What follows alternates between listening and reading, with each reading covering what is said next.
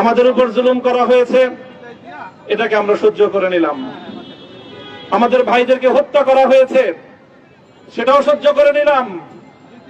আমরা আমার সন্তানের লাশ কাঁধে তুলে নিয়েছি, সেটাকেও আমি হাসি মুখে বরণ করে নিলাম।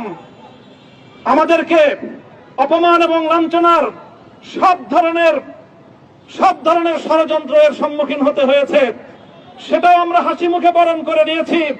কিন্তু আল্লাহর জমিনে আল্লাহ এবং তার রাসূলের কোন অসম্মান এক মুহূর্তের জন্য আমরা বরদাস্ত করে নেব না।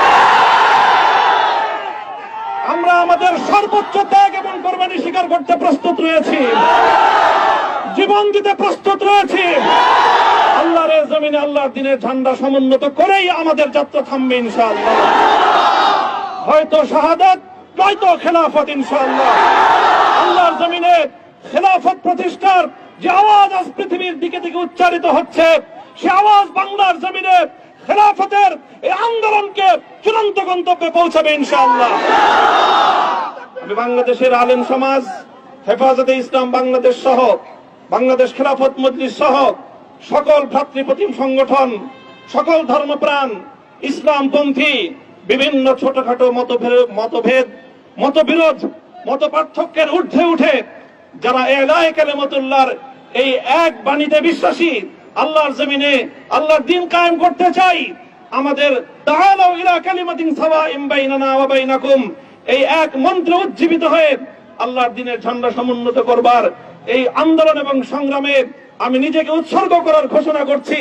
এবং আমার সকল ভাইদেরকে, আমি সকল উলামায়ে কেরামকে এবং ধর্মপ্রাণ মুসলমানদেরকে, ইসলামী নেতৃত্বকে ঐক্যবদ্ধভাবে এই সংগ্রামের ঝান্ডা সমুন্নত করবার, ধারণ করবার আহ্বান জানাচ্ছি।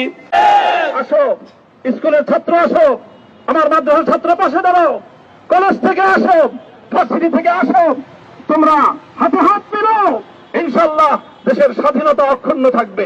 এদেশের ইসলাম এবং হাজার বছরের যে সাধনা সংগ্রাম, সেই সংগ্রাম বিজয়ী হবে ইনশাআল্লাহ। এই জনপদ ইসলাম এবং মুসলমানদের জন্য হাজার বছর ধরে এখানে কালেমার ঝান্ডা সমুন্নত করবার জন্য আমাদের পূর্বপুরুষরা যে সংগ্রাম করে গেছেন, সেই সংগ্রামকেই আমাদের কাঙ্ক্ষিত গন্তব্যে পৌঁছানোর জন্যই আমরণ এক সাধনা আত্মনিয়োগ করতে হবে।